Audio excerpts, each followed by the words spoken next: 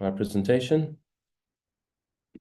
Yeah. All right. Brilliant. So we're live, and a very warm welcome to you all to today's FITBANKER Challenge Masterclass. Welcome, Priya. Priya has just joined. Because we currently have about 3 or 4 Priya Shahs in our community, I'm just curious, just if Priya, if you can just, if you can come on camera or unmute and at least tell us where are you joining us from. It'd be good to know where you're joining from and how you found out about today's session, but a very warm welcome. Hi, Ronnie. Thank you. I'm joining you from Kenya, Nairobi. Ah, nice. Yeah. Awesome. And how did you find out about today's session? So I've been following Urvi and also you on Instagram. Okay, Yeah. awesome. And are you somebody who's on our FitBanker workouts WhatsApp group as well? Yeah, I joined the one on Monday. That was Ah, me. nice. So that was you. Yeah. That was you. Like I Yeah. said, we've got 3 or 4 Priyas. I don't know which one joins, and they're all Priya Shahs as well. So, Um, well, welcome. So, Thank you. welcome to today's FitBanker Challenge Masterclass. Welcome, Kavita. Welcome, Bethany. Welcome, Meghna. As a reminder, this is being recorded, and this is being recorded for the benefit of anybody else that's registered, and or they intended to be on, but they didn't register in time. They couldn't make the time, and they're going to probably be joining later. So they may join later, but in any case, this is your session. So what is the FitBanker Challenge Masterclass? What is the FitBanker Challenge is what we're going to be looking at today. And more importantly, what about you and your health would you like to transform, optimize, get better at? Now, the human mind has zero motive or impetus to transform anything, especially in the area of health, unless we're aware of the impact or the cost of staying the same. And image on the left is me as a banker.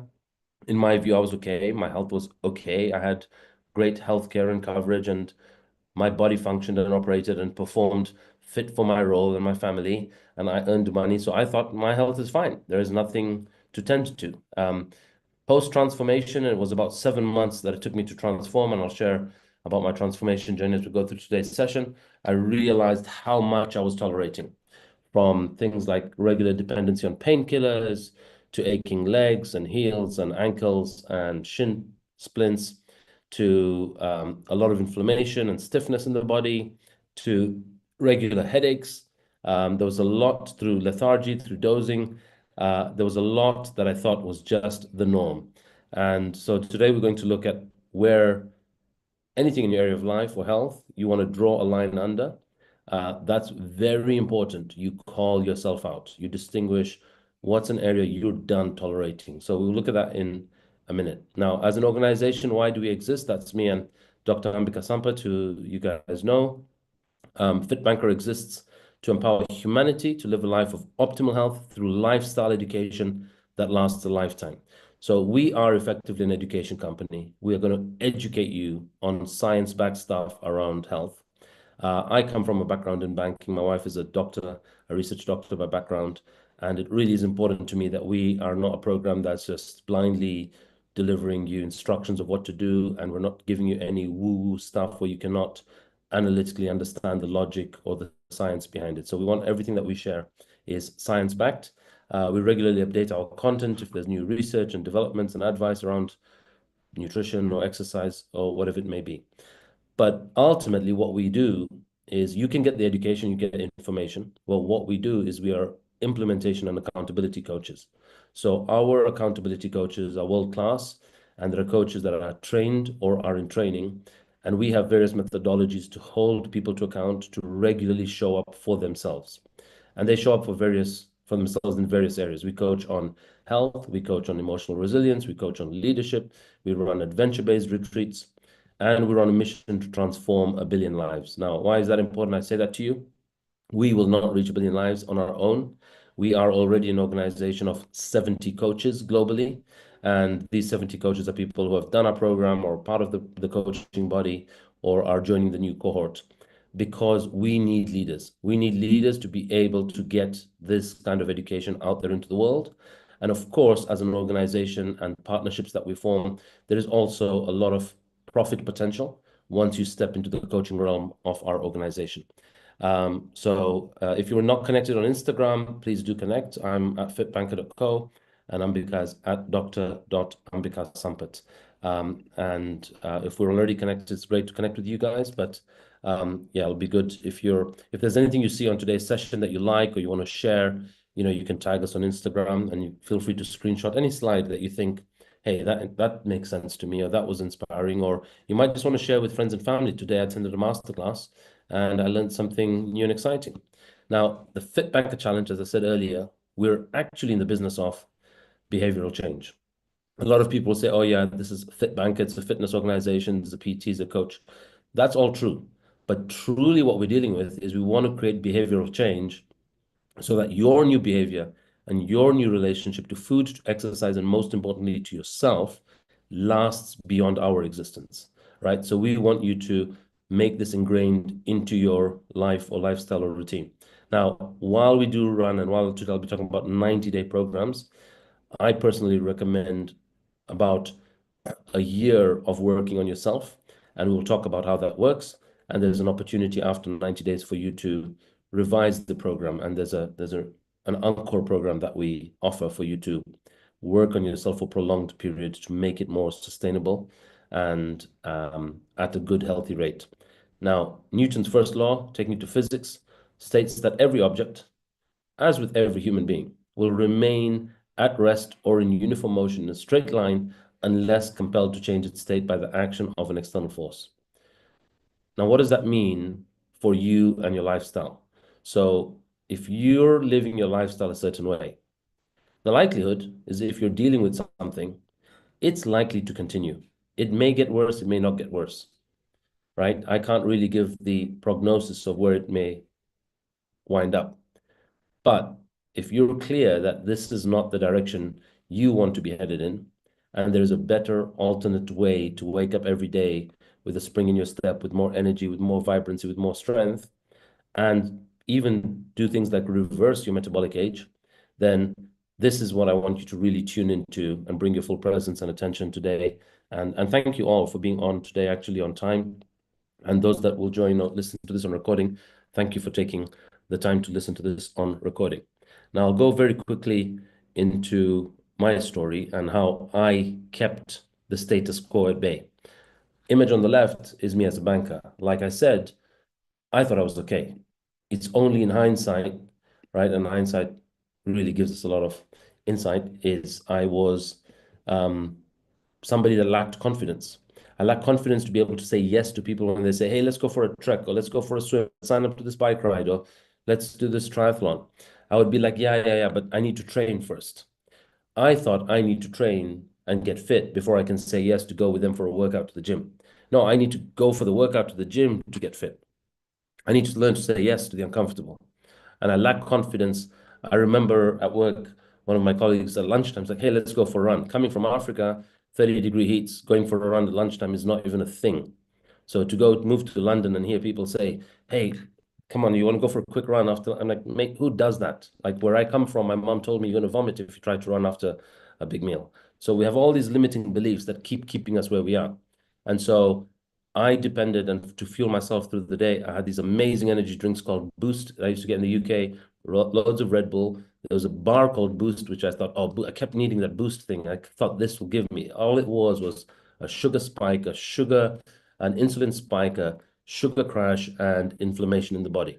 I needed a daily ibuprofen. I always had in my suit jacket, I had ibuprofen. In my backpack, I had ibuprofen. In my office drawers, I had ibuprofen. If anyone needed ibuprofen in the office, they would come to me because I always had these meds. I thought it was normal to consume 6 to 10 ibuprofen a week, every week. I was resigned. I'd given up that no matter what I tried with my body, I thought I was eating healthy. When I went down to the canteen, I thought, well, this is a big brand at JP Morgan. Surely the food and the canteen providers they have are health checked, that what they're providing us fuels us for performance and productivity. Of course not. Of course, that's not their job. They want to give you tasty stuff so you consume more of it, and so that they make more sales and that they bill JP Morgan more for running that canteen. Their job is not to really look at what optimizes you, right? And so I was very resigned that no matter what I tried, it was not working. And and in addition to that, I had to, and what I'm asking you guys to look at is what is something that you're tolerating, that you think is the norm, or cannot be better, right? So put another way, I'd love to hear from each of you, maybe just we'll take about 2 or 3 shares, is FitBanker is someone who banks on their fitness. So it's not just for bankers, someone that banks on the fitness because you know others bank on you too. So I'd love for you to share with me 1 or 2 shares, who banks on you and what do they bank on you for? And if you'd like to share something in the area of health, you're done tolerating. Like, what is the status quo you committed to interrupt? Bethany, did you want to share? Yeah, so I am a mother of six for one. So, and I'm recently a single mother of six. So my whole entire family is banking on me. And I also have my own insurance agency. So obviously my entire team is banking on me. Um, Awesome. I took a lot of notes prior to you speaking of things that, well, that I'm choosing that I know I could definitely let go of. But biggest thing, I'm sedentary in my job. There's a lot of Mhm. stationary. It's not a lot of movement to it outside of door knocking. But so lack of physical activity. I have a lack of a set schedule currently, a caffeine dependency. Mhm. So when I drink caffeine all day and then I don't eat all day, I crash at night and then I'm just eating anything because I'm starving at that point. Yep. Or I think I'm starving. But Mhm. yeah, so there's a pattern that I definitely need to reprogram. Yeah. And I don't want to be dependent on caffeine anymore. Awesome. Awesome. Brilliant to distinguish that. And it really takes something to observe, something that we think this is needed for me to perform or work this kind of industry or job. That's what I thought. Now to actually know that there's a way you can be productive minus a dependency on that, or minus what we call overcompensation in our reward. So we think we've worked hard, so we treat food as a reward, and then we over reward at the end of the day. Sometimes stuff that's not rewarding us, but devaluing us. But it's brilliant that you have, first of all, some idea as to this is something I want to shift or transform. Who else would like to share? Who banks on you?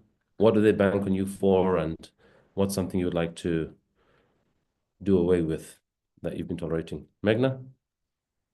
Yeah, so for me, I mean, who banks on me? Of course, I bank on myself Mm-hmm. because I mean, in 2020, I was diagnosed with, you know, 2 autoimmune diseases. So my family, of course, is impacted majorly on that. I have a 7-year-old, so he Yeah. banks on me completely.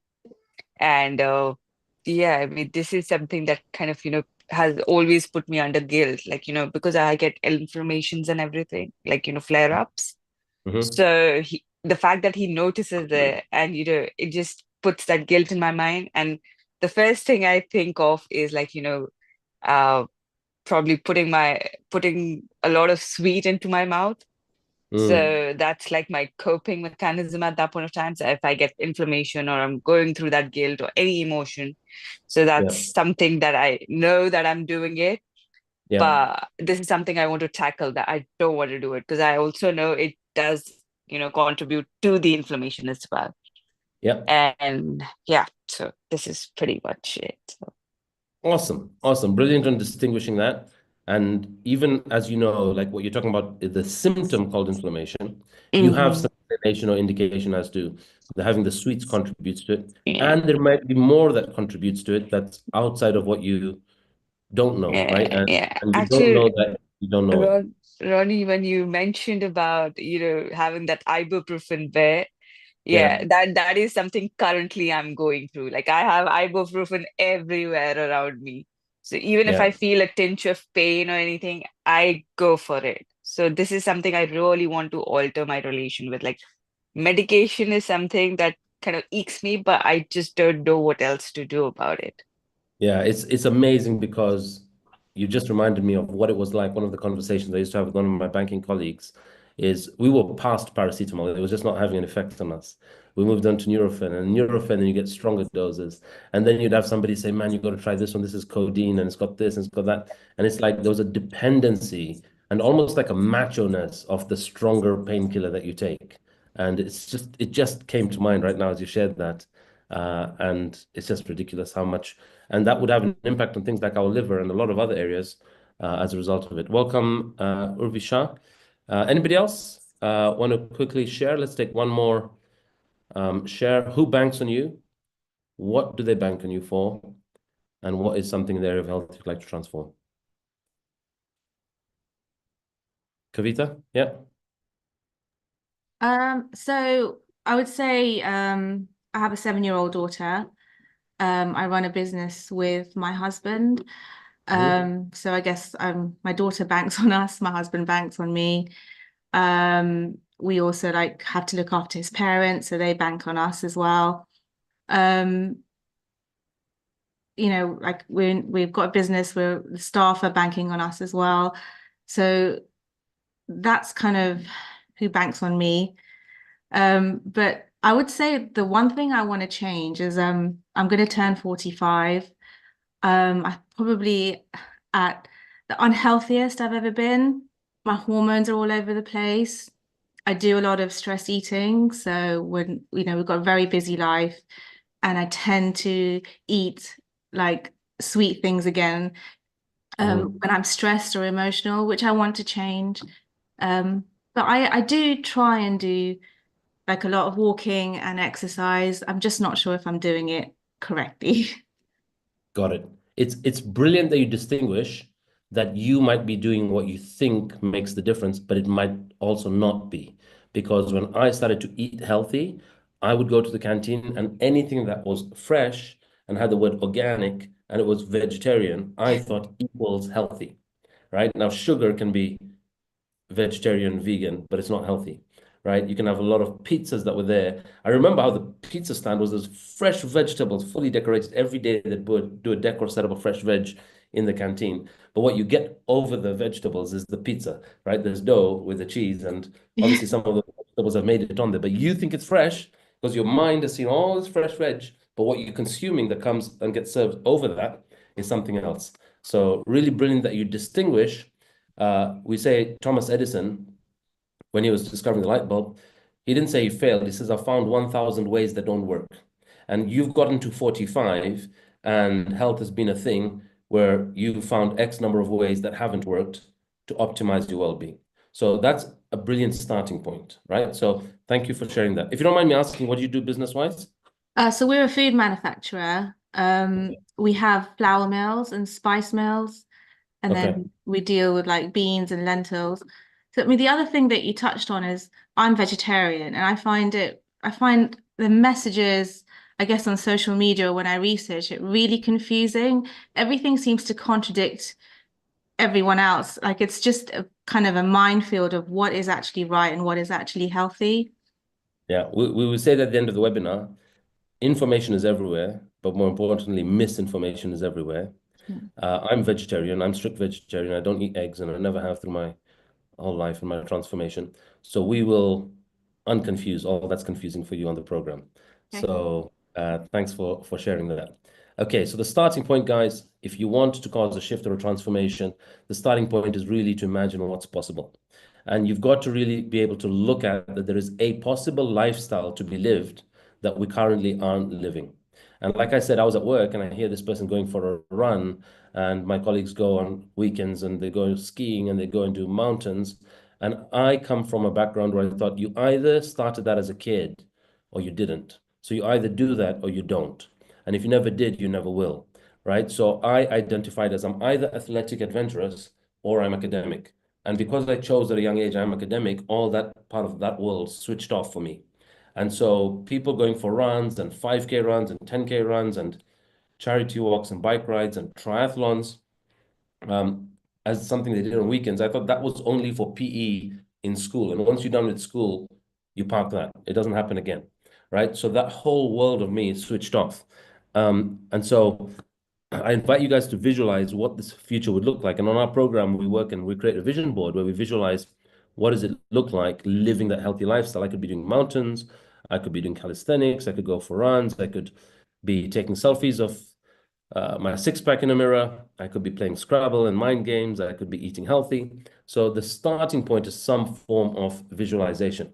And we'll go into, as I talk about this visualization and what's possible, is I'll just share my story of where I really got clear what future I didn't want, right? And, you're saying now, I'm 45 or I'm a mom of X number of kids. You're clear you don't want to go a certain direction. And I had to learn that the hard way. And as a former fat banker, I was vice president with JP Morgan. That's me here on the left. And this is me post my transformation. Bulk of this transformation happened in 7 months. So I'll very quickly share. Over the 7 months, obviously, I lost 70 pounds. I was 108 kg. I lost 32 kg, came down to 76 kg. I was 41-inch waist size. I'd come down to size 32. I gained confidence, not just in appearance, but confidence in my body and my mind's ability to say yes to stuff that previously I was intimidated or had imposter syndrome to be able to show up to. Because, oh, what if I'm last on the race? What if I'm last on the walk? What if I embarrass myself? What if I let people down that I delayed them? I've gained a lot of energy. I've gained a lot of strength. I've gained a livelihood. I've now taken over 100 people to the summit of Mount Kilimanjaro. I've done it 10 times, and I'm going again in 2 months. And we have this amazing, beautiful, global, inspiring community, right, of coaches and fit bankers that we're really grateful and proud to be part of. This was me as a banker, and we all have a mantra, whether we know it or not. There are things we say underneath our breath or subconsciously about ourselves and our life, of what life looks like, and, oh, is this what it entails, or I have to do this in order to X. In my view, my mantra was, my life that I lived was predicated on an underlying belief called, hey, to make it in this banking or finance world in London at JP Morgan, you have to work hard and party harder. So after working long hours, I'd still make sure I show up at the socials, company events, client events, or other socials. And I would, on the left is me at some drinks at an auction. After long day at work, in the center is me, obviously eating out, lovely restaurants. On the right is actually at a wedding where I was invited to. I was best man for one of my colleagues. And I thought, hey, this is the definition of success. This is what it looks like. Everything in my life is working out. At the time, I was just newly married. The only area that I can't seem to shift, no matter what I'm trying, is my health. Like my physique, my body just feels like it doesn't change. And it's just getting more and more inflated. And it felt a lot more clunkier. And I felt a lot constantly bloated and sluggish and lethargic. And I thought, unfortunately, that's just my genes. I decided to blame something that I can't control, i.e. my genes. And what we also do is we form a defense mechanism.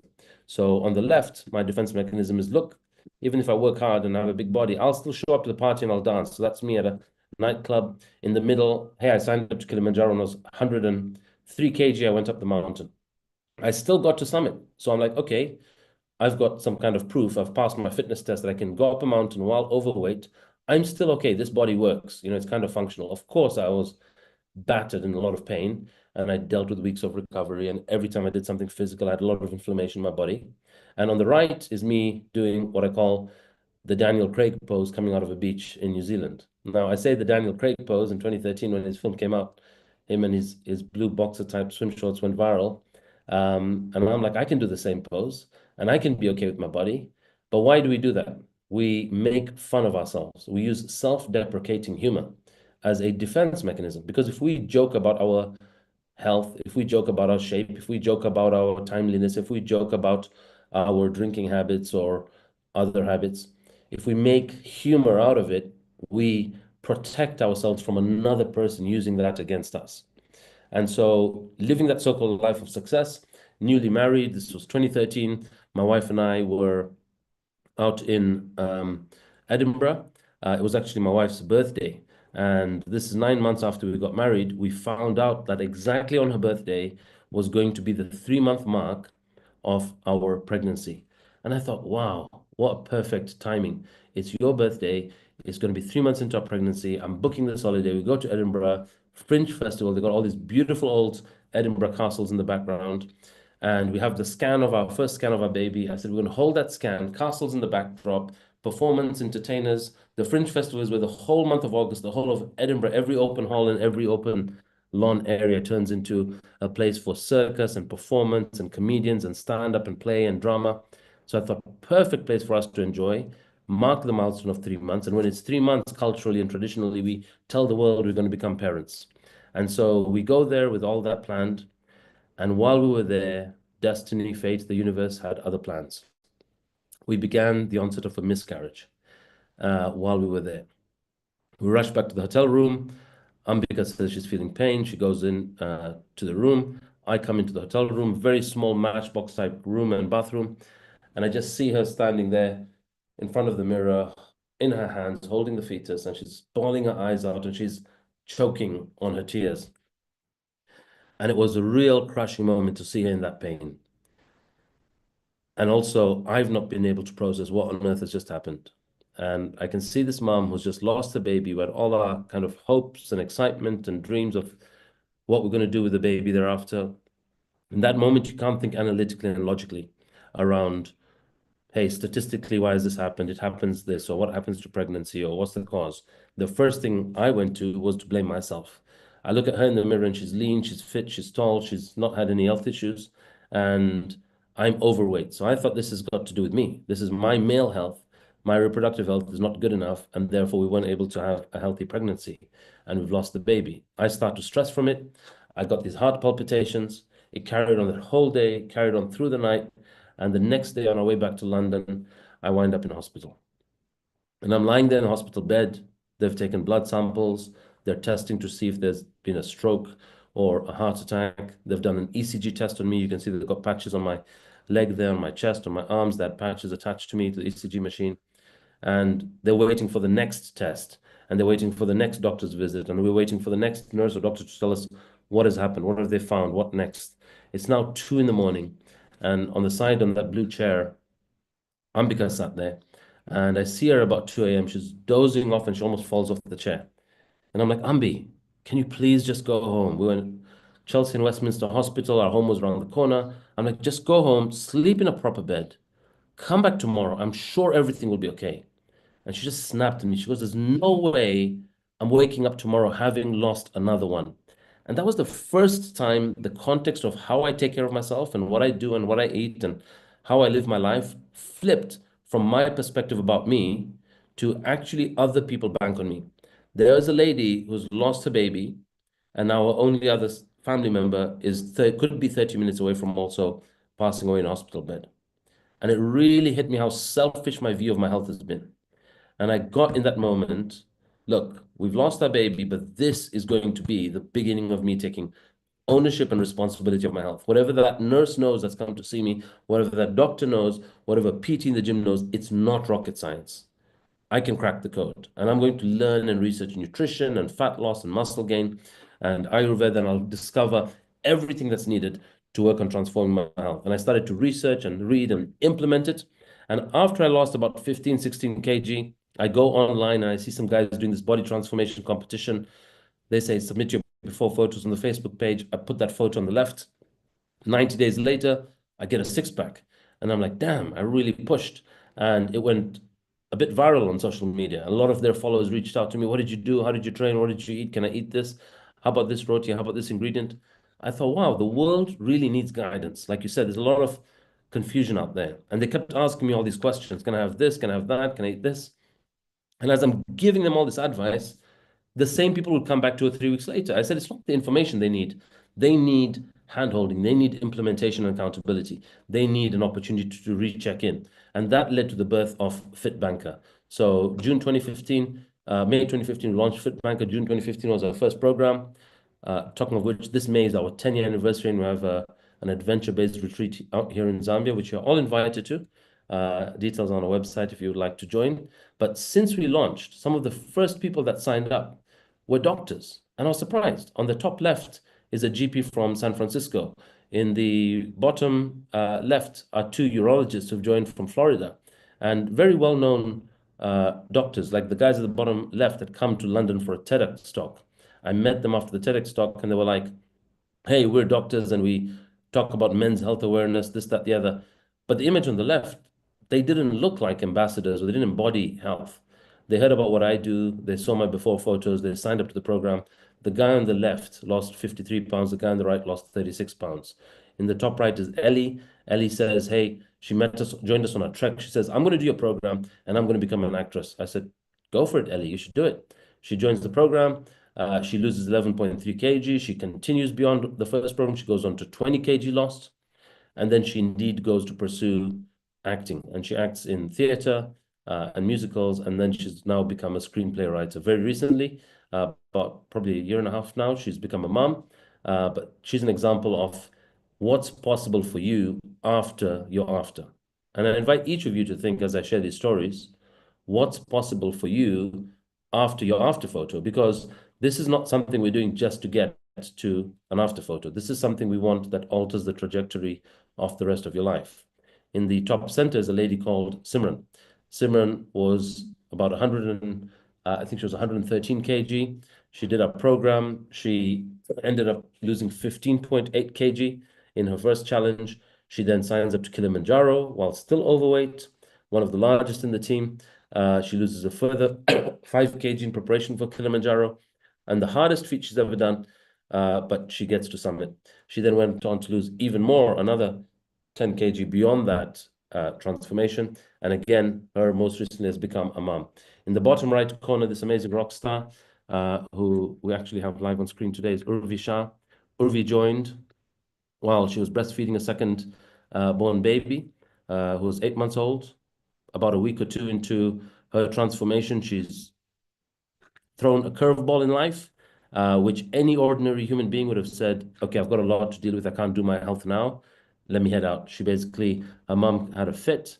They discovered a tumor in her brain. She went into a coma. I think she was in a coma. Was it for 7 weeks, Urvi? Yeah, 8 weeks. 8 weeks. Her mom is in a coma. They don't know whether their mom's going to come back alive. They're being told mom's going to become a vegetable. And Urvi, you had every choice then to say, guys, I got to focus on my family. And most of us do that. We deprioritize us to focus on the family. Actually, you need to optimize you to be of best service to the family. And that's what Urvi chose. She showed up to every webinar, every Friday surgery. She did 2 challenges back to back, went on to lose 19 kg in total. She's been very sharing and inspiring her journey. She's the FITBANKER coach that has inspired the most number of lives globally, close to 200 people globally. She's done Kilimanjaro with us twice. Her mom came out of coma. Her mom got onto FITBANKER Nutrition. Her mom now walks and moves and is very able and still working on her strength and fitness because Urvi became an embodiment and a symbol and unmessable around the value health in the home and family. And in the center, that old man is who I call Dad. That's me on the left. Just post my transformation, you can see half my six-pack there. Standing with Dad, he's come to the UK, 92, 93 kg. He's on cholesterol statins. He's on high BP medication, beta blockers, aspirin. And from as far back as we can remember, when we were kids, right? I'm 35 years old at this time. When we were kids, we don't know. We can't imagine Dad without a pill box. We don't know whenever Dad was free of medication. So he can't even remember what age he was put on meds. But he's now 70 years old. I take him to the gym. I get him on a body composition scale. I tell him how important it is that we want him to be around, not just to become a granddad and see grandkids, but to grow up with them, right? This is a conversation I have with him in the gym. It was a very emotional conversation. And he never saw his paternal grandfather, who had passed away before he was born. I never saw my paternal grandfather, my dad's dad, because he passed away when my dad was 22. So my dad's mind, he's already outlived the last 2 generations, so he's doing fairly okay. And I was like, I want you to be around not just to see them be born, or we don't have any kids at the moment. None of us were expecting. We just had a miscarriage. And I'd love for you to really think long-term about your well-being and your future. He does the program. 4.5 months later, loses 14.5 kg. He then has a very funny heart effect where his heart rate dropped one day to 38 beats per minute. We go to a hospital, check him up. The doctor say, listen, your medication now is working against you because you've naturally healed your heart. So 4.5 months later, they get him off these medicines that they've kept him on for decades. When they put him on it, nobody ever told him how to get off. All they said is stay on this till we tell you to get off. They never tell you how to get off it. And Dad did that with very simple lifestyle changes. He lost 30 kg in preparation for Kilimanjaro. a couple of years later. At 76, we got Mount Kilimanjaro. Dad did not summit, but by far it's been a phenomenal record for him to get to 3,720 meters. And what's more is he now gets to be granddad. I have no background in sport, athletics, adventure, as mentioned earlier, but now I'm a 10-time summiteer of Kilimanjaro. I took my 3-year-old up to 4,000 meters. I took him again when he's 6 years old, and we're continuing to go till we get him to summit. Each of the years, every couple of years, we're going to try. That's me being recognized by Zambia's president. Now, why am I sharing all these? I'm asking you as I share these stories to see none of these human beings that you see on screen are genetically gifted. These are people from all walks of life. What have they gone on to do after they're after?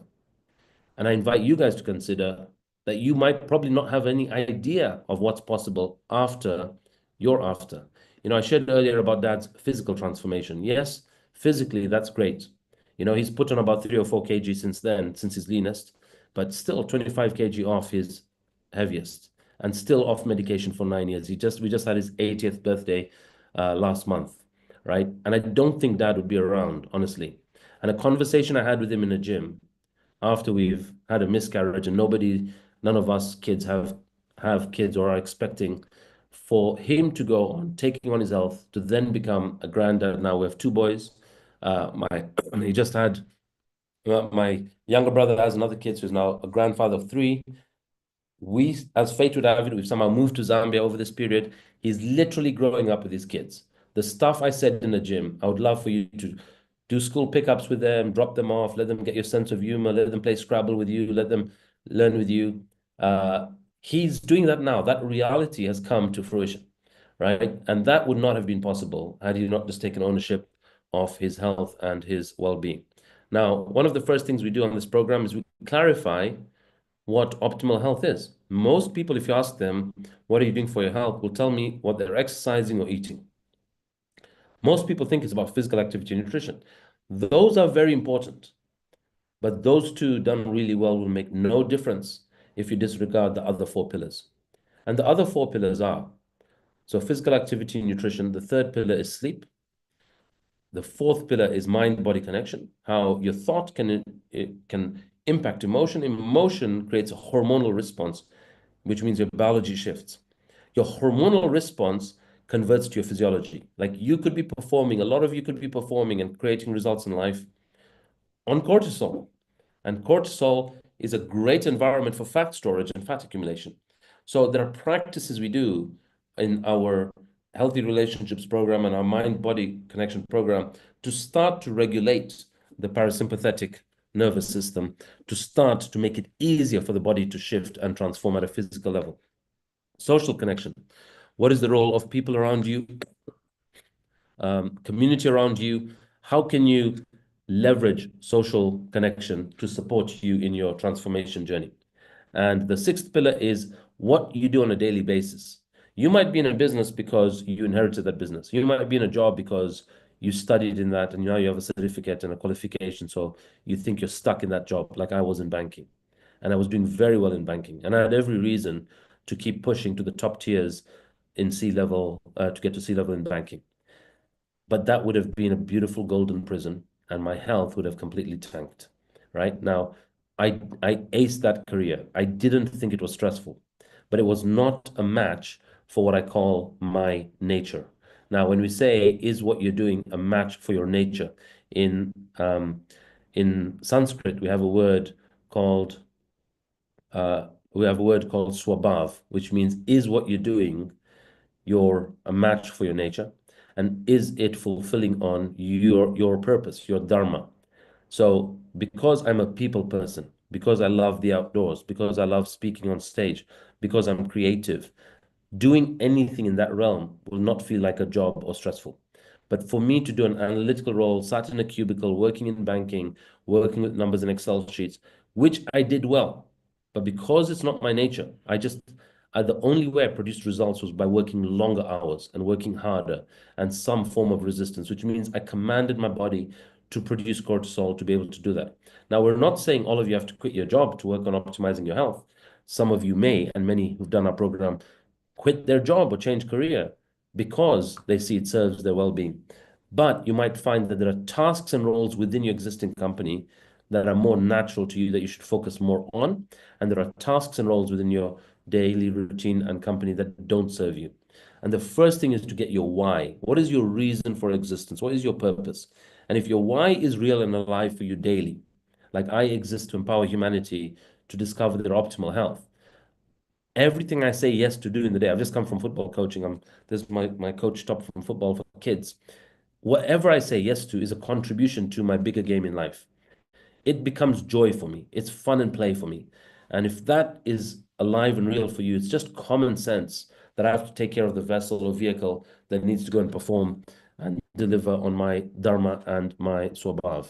Now, before we share some of the technical content that's included in our program, some of the hacks that we do, some of the teachings that we have, some of the clearing mental blocks that we do, I invite you, if you see something familiar, to not let your brain go to, oh, I've heard that, and you switch off. And there's a Zen or a Buddhist saying, which is empty your cup so that it may be filled. A lot of you might come to this program already with your cup half full or full, saying, oh, I already know all this about health and well-being. I invite you to consider that all that you know hasn't been adequate to shift the area of health for you. If there is something you're clear you want to transform, then consider all that you know is not adequate to serve you. And you might know all the right stuff, but it's not inspiring you to take action. So the information is not converting into motion. And that might be because you didn't know you needed additional information to create momentum. And so we're going to look at some of that over the next few slides, and I invite you to listen to them with an open mind. Welcome, Shraddha. Just acknowledging you here. This is a recorded session. So whatever you've missed, I'll share the recording with you after this. But lovely to have you join. And just for the benefit of others, if you don't mind just typing in the chat, where are you joining us from and how did you find out about today's session? I know some people know you, but it'll be good for them to all get a sense of who you are and where you're joining from. Okay, cool. So one of the first things we do on our program is if you want to create a whole new mindset, you've got to first empty what's preoccupying the brain space, which is limiting beliefs. There are beliefs we have that we've tried that we think is the answer, that we think, oh, probably FitBank is another one of those.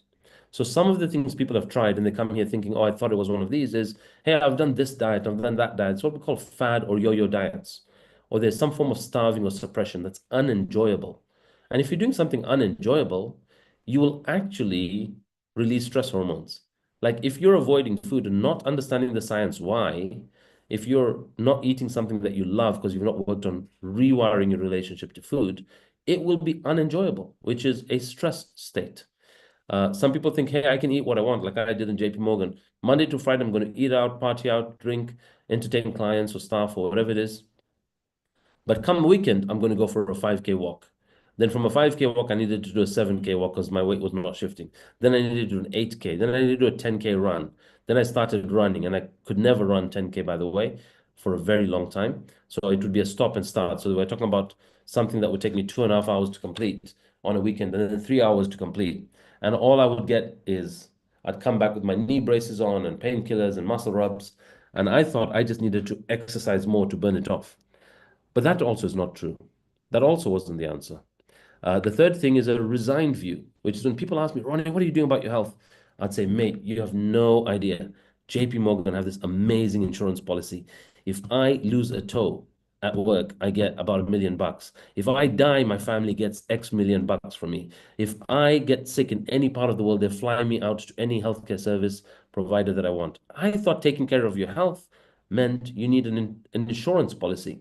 I didn't know. Yes, you do need that. That's why Bethany is here. But you also don't need to not own your well-being. You need 100% responsibility of your well-being.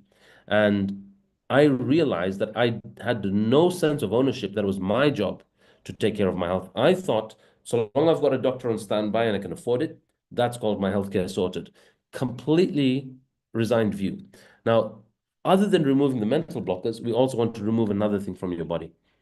We want to remove this thing that happens regularly on a chronic basis called inflammation. And inflammation, you don't feel it. You don't always feel inflammation. Inflammation is triggered by the regular foods that we're eating, predominantly high glycemic index starchy carbs or sugary foods. So my old diet looked like this: a bowl of Frosties, and as if it wasn't sweet enough, I would add sugar to it, and I'd add milk to it, and it'd create a blood sugar spike. And I think, oh, I feel powerful on my way to work. I'll be dozing probably on the tube. By the time I reach work, 9:30, I'm already slumping. I need to then go for a coffee straight. I go for the coffee and I'll pick up a snack bar there, and it will create my blood sugar spike. And then it will crash, and it will spike, and it will crash. And every time it spikes so high, it releases a hormone called insulin. And every time your body releases insulin on a chronic basis, you create inflammation. And how do you stop that? How can we avoid that inflammatory response? Well, stop putting the foods that cause inflammation. Then I started to learn how to eat foods that have more good fats in them, less high GI carbs, more fiber, and higher protein. So remove all that inflames us and slows down our metabolism. That was the first thing that I did, and that's what we also have to do on this program. The next thing we do is, let me question everything we're doing as human beings. And I said, listen, we're told by our government website and the NHS body, and if you go to the National Healthcare Services website, it takes you to this link which says this is how you should be eating as human beings, the Eat Well Guide. Now, this was popularized in the 80s when the world was still dealing with parts of the world that are dying of hunger, where there was malnutrition, where there was this word called kwashiorkor that I grew up with, where, hey, people in your country are deficient of XYZ. So everybody needs to eat this thing called a balanced meal. And it was called the Eat Well plate growing up. It was this image with a fork and knife on the side. Now it's called the Eat Well Guide. And it's intended to simplify that we need to have a little bit of everything. But unfortunately, we all interpret this as we've got to eat all of these like this, like this, like this, in this ratio. Now, somebody who is bulimic, anorexic, and has an eating disorder, why would they be given the same eating advice as somebody who is overweight with high cholesterol and statins, and they're diabetic and they have high blood pressure? How could you give those two people the same advice?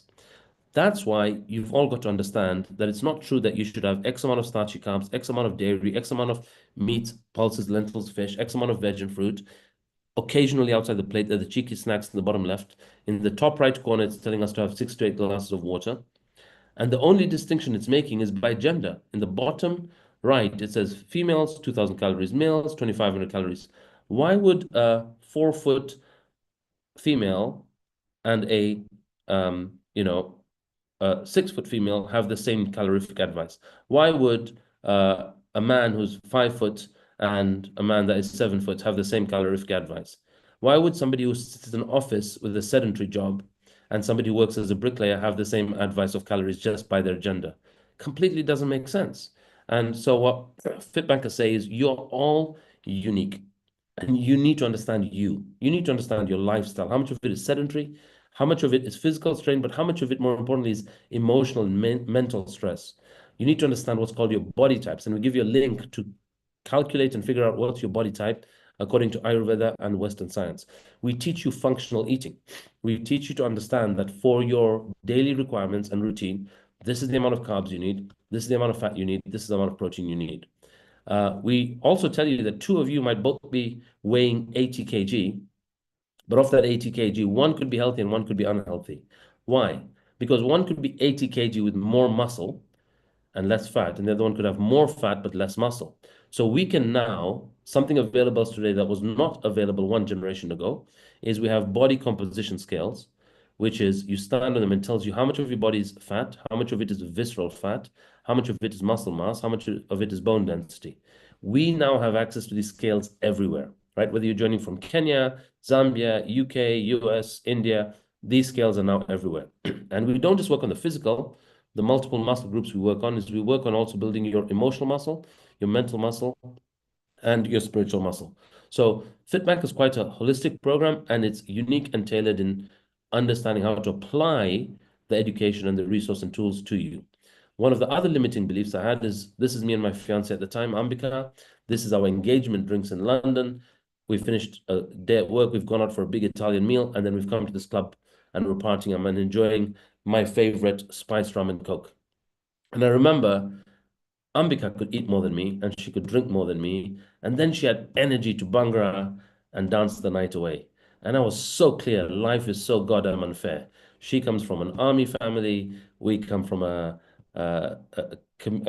business community called Gujaratis in India, and our bodies are not designed to have that energy and dance the night away. And I made up all these stories that I'm jinxed.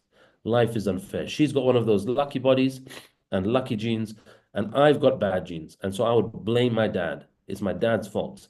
And I was very clear that no matter what I tried, I cannot escape the genetic curse that I've inherited from my dad. What I didn't know, like I was saying to some of you earlier, there might be a whole host of information you had no idea you needed to know. I didn't know that there's a 5,000-year-old science in Ayurveda, 5,000-year-old. So, this has been around in Ayurveda called, we have within our body certain energetic states or metabolisms. We have what's called Vata, Pitta, and Kapha. And in Western science, we call it ectomorph, mesomorph, and endomorph, which means based on your body type, there are certain foods that you're quite sensitive to and resistant to. And there are certain exercises that you're predisposed to perform better in. Like you could be very good at athletics and squash and high intensity workouts, whereas somebody might be good at rugby and judo because of the short, stout, round body and weight training. And I'm more like that. I have more kapha in my body type. I'm more endomorph in my body type. I didn't know this stuff. It wasn't covered in high school. It wasn't told to us. We were all told to all participate in all sports. We didn't know that actually you should learn how to engage yourself in that thing that you have a higher propensity to perform better in than the others. And what we do in our program is we bring accountability to every molecule and cell in your body by looking at underneath your skin, you have all these number of cells, and these cells store X amount of fat and energy. And how do you go from whatever your starting point might be, like image on the left, to get to what's optimal? So there's an optimal muscle mass to reach. There's optimal fat percentages to reach, and they're different for male and female. There is optimal hydration levels to get to. There's optimal visceral fat rating to get to. Nobody taught this to us. And we would judge ourselves on our weight. And we would be happy or sad if our weight goes up and down. But it's not your weight. It's about understanding the body composition that weight is made up of. Now, how do we do that tracking? We use 2 apps, and feel free to screenshot this page, because if you are on the program starting in a few days' time, you will need to start setting up your apps. And there are people, some of you might have already signed up, and some of others who've already signed up are already part of a WhatsApp group where they're asking questions around the setup and getting ready, and they're ordering whatever they need for day 1 of the program. Now, these 2 apps, MyFitnessPal is an app that will record all the energy that gets into your body in the form of food. But not all energy is equal. So we need to know how much comes from protein, how much comes from fat, and how much comes from carbs.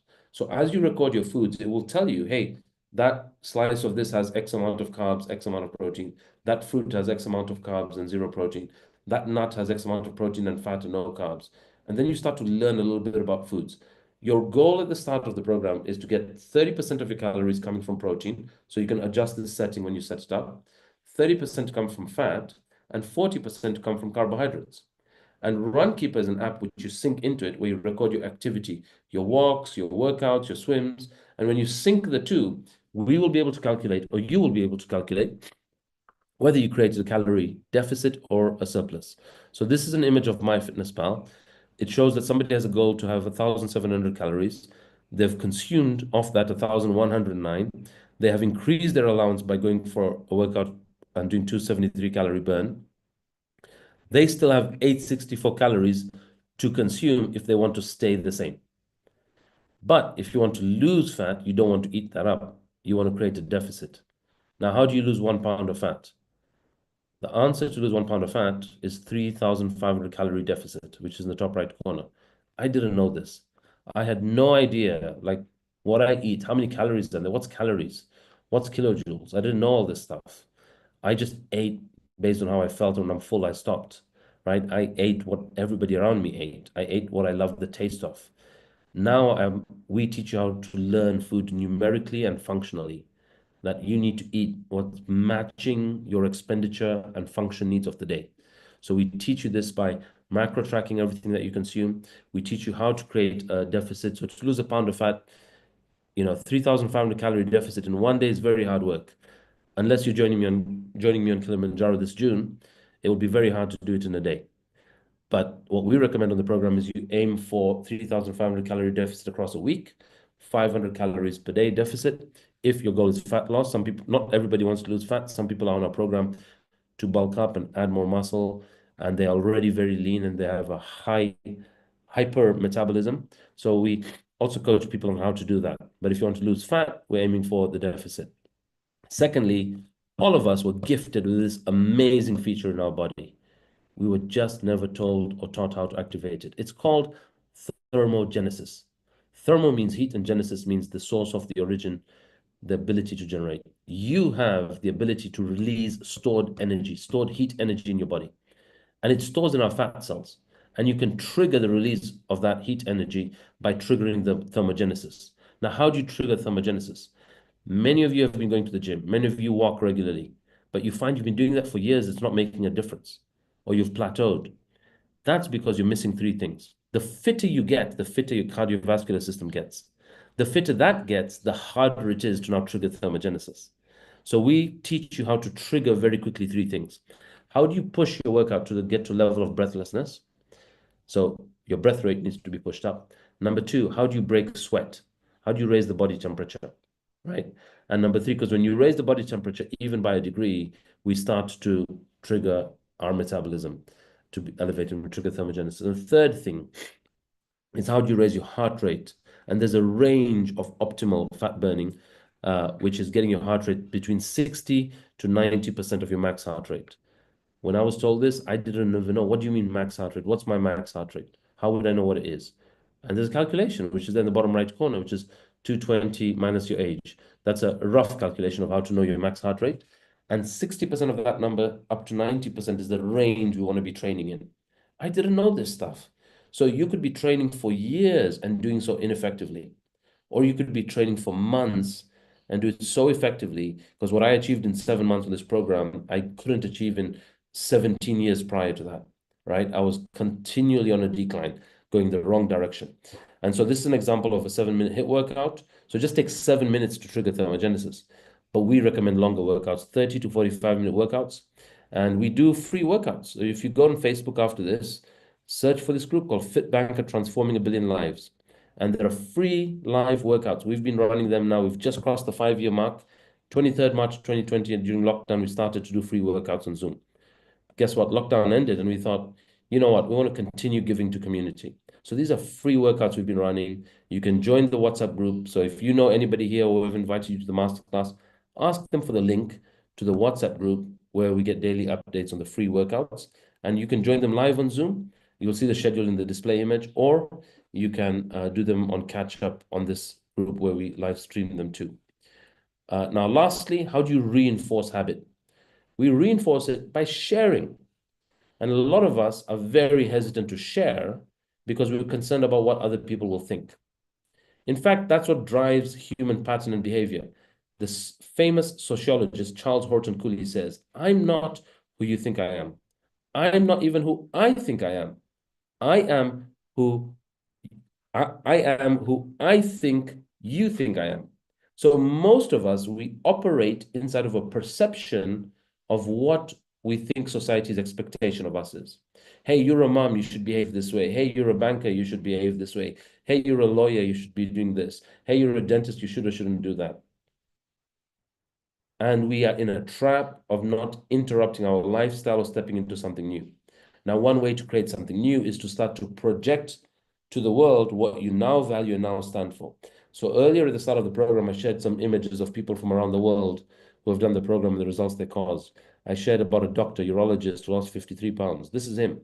And as a doctor in the USA 10 years ago, it was not a thing for doctors to post on social media.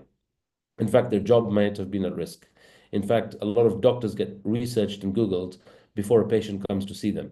And the last thing they want to see is their doctor posting topless photos or working out or doing funny burpees, which was new 10 years ago. Now we see it all over Instagram. But 10 years ago, that wasn't the norm. So when this guy started sharing, initially, there was a lot of concern and hesitation. And the more he shared, the more people loved his content, the more they liked it. The more they liked it, the more he did it. The more he did it, the more he was consistent. He pushed harder and further along the line for a period. So he did 4.5 months of sharing. In 4.5 months, he lost 53 pounds, which is phenomenal. But As I said earlier, he stood for men's health awareness. Now he embodied it. Now he looked the piece. Now he was a fit for what he stood for. That's him before and after. His world went through a whole host of transformations just by taking on his health. That's Dr. Sijo Parakatil. You can check him out as well, by the way, on Instagram. You'll see some of the stuff he does. And he starts to create a whole new listening and brand image of himself. Now, as I share all this, for some of you, content on this webinar is new. For some of you, taking on a program, being held accountable by others is new, in fact, uncomfortable. And you have this thing, this other muscle in our body called a brain, or the mind, which is the brain and the nervous system and collective decision-making. And your brain is responsible for protecting the body. But the brain is also responsible for keeping you in your comfort zone. Its job is to avoid discomfort. Its job is to avoid resistance. So it will keep bringing you back to, hey, let's just stick to what's familiar. Let me do what's comfortable. I'm okay with my life the way it is. I'll go the path of least resistance. But we tell people, you either find out now, or you find out the hard and the long way, that staying in your comfort zone is the source of discomfort and dis-ease. And you have, like I shared my photos earlier of me topless on a beach, or me showing I can do adventure, or me showing I can party. That's a self-sabotage mechanism to not let somebody tell me to interrupt my lifestyle. We will say things like, I'm too busy, I don't have the money, or I did well today, I deserve this frappuccino and croissant, and you just reverse all the progress that you've made. It's self-sabotage. So our coaches on our program, like Coach Urvi here, and also Coach Meghna to be, are being trained to listen for and look up for people that are pursuing the comfort. And how do we interrupt the comfort zone? How do we have uncomfortable conversations with them to step out of them and grow? Now, if you want to cause a transformation, it's very simple. I said earlier, information is everywhere, and there's a lot of misinformation out there. Like, hey, what should I eat as a vegetarian? Where do I get my protein source? What's good for me? What will or will not push up my estrogen? What will help me expedite or reboot my metabolism and expedite fat loss, right?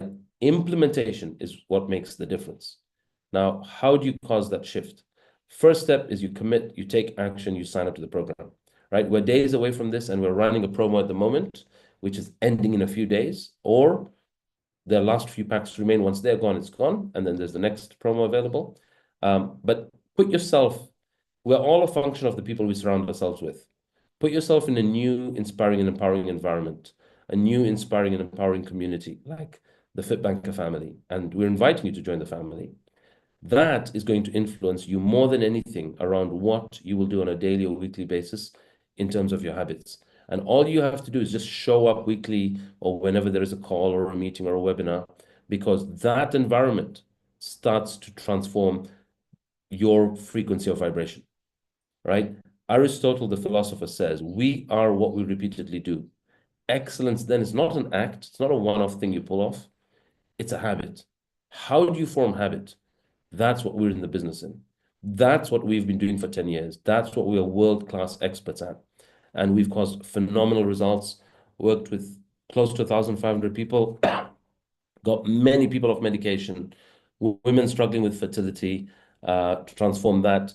People who could never step into adventure now are mountaineers and trek leaders within our community, and a whole host of shifts and changes.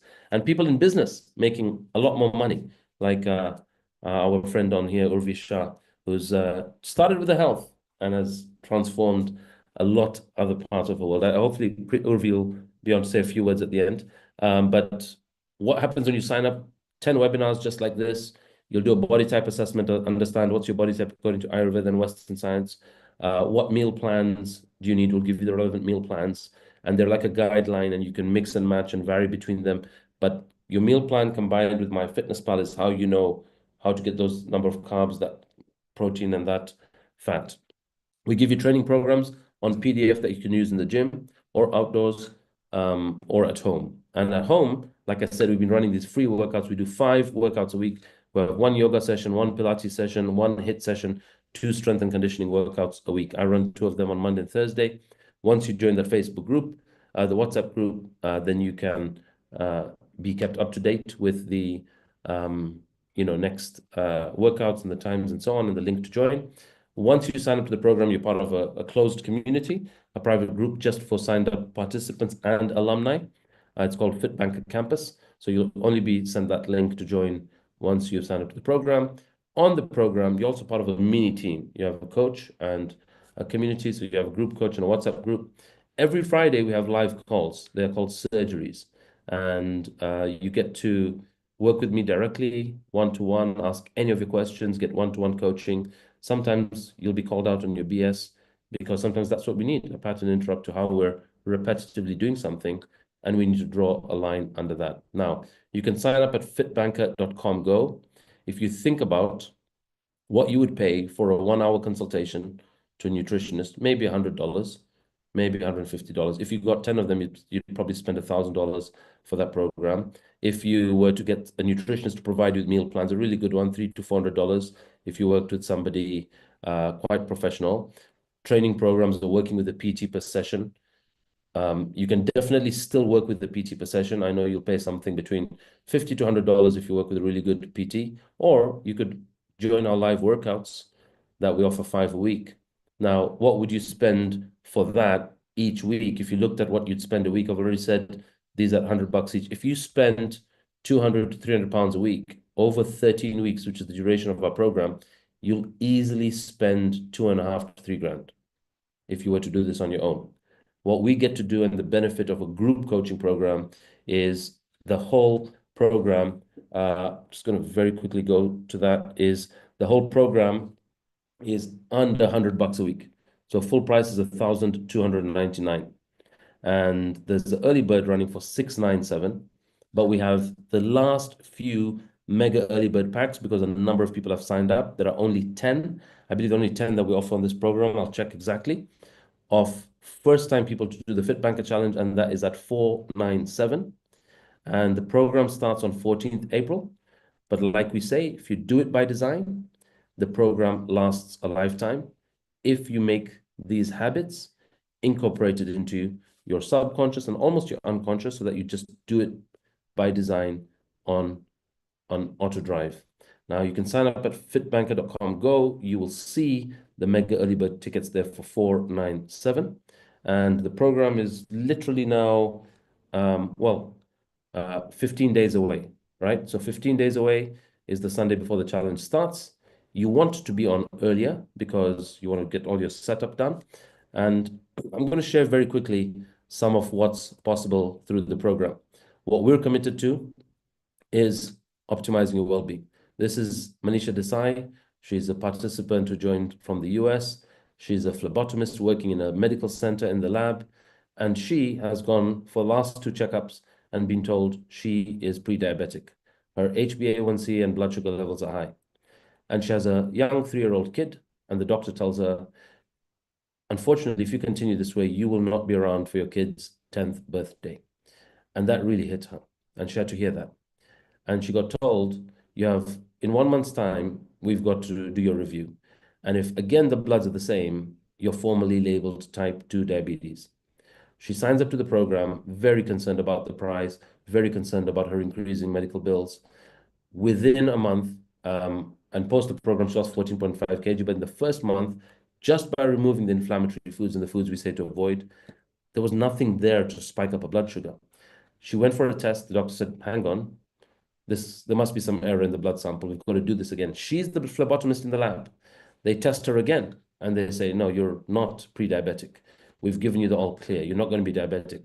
She's got a photo of all this insulin and jabs and syringes that she had taken, that this is going to be my new life, with her tears pouring down. And she's like, I'm now going to give this medicine away. I don't need this because I've put all this money in, and now I've been given the all clear by my doctors. That's an example of what's possible when we take on our health. Ushma Vagala does a program. They got married. They struggled with fertility. They had their first child through IVF. They allow us to share the story. They wanted baby number 2. They just wanted one more child. 4 years later, 5 years later, they're struggling. They go back to the IVF clinic. The IVF doctor says, sorry, we can't work with you yet because you've got to put on too much weight. You need to reduce your BMI before we could work with you because statistically it won't be successful. She tries everything for a year. I didn't know there were things like syrups and wraps that you put around your waist and all kinds of concoctions she was drinking. A whole year later, she loses 3 kg, goes back to the IVF clinic. They still say, sorry, that's not enough, ma'am. We can't start the process. That was a whole year past. She does our program. 12 weeks later, she's 12 kg lighter. She's approved to start the IVF process. As fate and luck and blessings would have it, they, through IVF, successfully conceived to have twins. They have twins. And when the twins were 5 months old, I flew out to Zambia to meet them, interview them, acknowledge them, see the amazing twins. And unknown to us and her at the time, because they were told they could never naturally conceive, they kept doing what they do after hours. And they got pregnant naturally for the 3rd time with baby number 4. So she went from 1 child to 4 babies after that, in a window of 20 months. I often joke and say faster than a BMW. So boosting fertility is also one of the side effects of taking on our well-being. This is Jagdish Pai, again, a diabetic, 73-year-old. He has mobility issues, lost 19 kg, reduced his metformin medication. Metformin is a medication that diabetics are put on before insulin. He's come down to 1 metformin a day. He is now 75, 76 years old, and he's got to keep up and maintain this optimal health as a result of him taking on the FITBanker Challenge. Other people have got amazing boost in confidence with records they've broken, like Viera. She's lost 18.8 kg. She went on to lose 35 kg. She has become a coach with us, then a head coach with us. Now she's a business partner with us in the coachingbody.com. Like her after is next level, right? Now she's a business partner with us, and we coach coaches globally and certify them in becoming powerful coaches to generate revenue from coaching. This is Vijay, over 25 kg lost in 90 days. And then there is JC. He broke the record and lost 26 kg in 90 days, right? These are just examples of what's possible. As I said earlier, nobody ever wrote down a plan to be fat, overweight, and unwell, but that's what happened to Ronnie when you don't have a plan. So on that note, I am inviting you guys to join. I'm going to pause and take any questions or comments or anything you'd like to say or ask. Any questions or comments?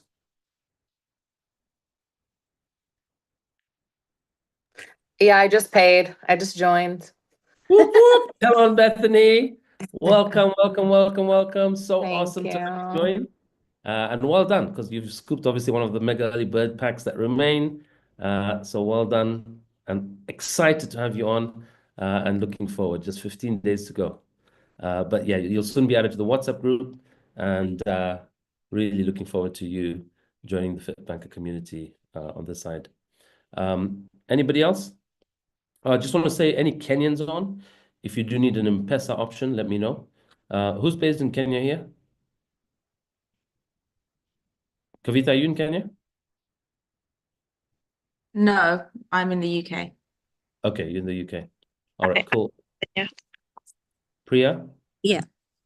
Yeah, Priya, just so you know, if you want, there's also M-Pesa options. So that's there. If you want, you can get in touch with me or Urvi on Instagram, and I'll give you the details. Thanks. Okay, cool. Anybody else, any other questions or comments or something that you wanted to get from today that I haven't covered? Okay, cool. If not, we're going to wrap up. Just excited for Bethany, and I would love to invite as many of you, all of you, to join. We know what we're doing. We're 10 years in the game. We're unmessable with what we create in terms of results for well-being.